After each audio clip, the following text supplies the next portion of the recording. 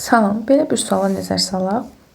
Demək, bizə deyir ki, alkan və sikloalkan var və molekulda hidrogen atomlarının sayları A-adır, yəni bərabərdir.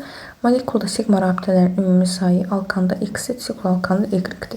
X bölü Y bərabərdir 5 bölü 6 şəklində olarsa, sikloalkan molekulunda qeyri-polyar kovalent rabitələrinin sayını müəyyən edin. Demək, alkan formulu CnH2n+2. Sikloalkan CnH2n. Bizə nə deyir? Hidrogen atomlar sayı A-adır, yəni bərabərdir. Demək, biz görürük ki, burada 2n plus 2 hidrogen var, amma burada 2n-dir. Demək, bərabərləşdirmək üçün, yəni karbohidrogenlər bir-birinə, yəni hər bir, məsələn, bir alkan, sikloalkan, bunlar bir-birlərinə CH2 qrupu qədər fərqlənirlər, yəni metilen qrupu qədər fərqlənirlər. Ona görə hidrogenlərin sayında bərabər olması üçün mən buraya gətirib bir dənə CH2 yazsam, onda mənim ümumi formulum nə olacaq? Cn.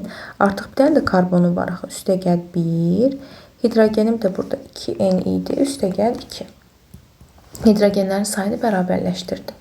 Yəni yekun formullarım nə oldu? CnH2n üstə gəl 2, Cn plus 1 H2n üstə gəl 2. İndi sigma rabitələr sayıları burada X-dir.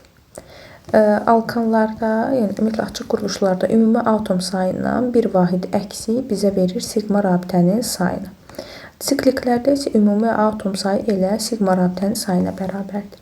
X bölü Y bərabərdir 5 bölü 6 şəklindədir. X-i biz nə tapdıq? 3n plus 1. Y-i nə tapdıq? 3n plus 3 bərabərdir 5 bölü 6. Həll eləsək 18n üstə gəl 6 bərabərdir 15n üstə gəl 15. 3n bərabərdir 9, n bərabərdir 3. Sikloalkan molekulunda qeyri-polyar kovalent rabitələrin sayı. Sikloalkanımızın formulu buydu. N-i nə tapdıq? 3. N-i 3 tapdıq, amma üstə gəl 1 də var axı burada. Ona görə olur nə? C4. H8. Qeyri-polyar kovalent rabitənin sayı. Sikloalkanlarda karbon sayı qədər elə qeyri-polyar kovalent rabitə olur. Doğruluğunu da yoxlasaq, 4 karbon var. 1, 2, 3, 4 dənə də qeyri-polyar kovalent rabitə olacaq. Cavabımız olur C variantı.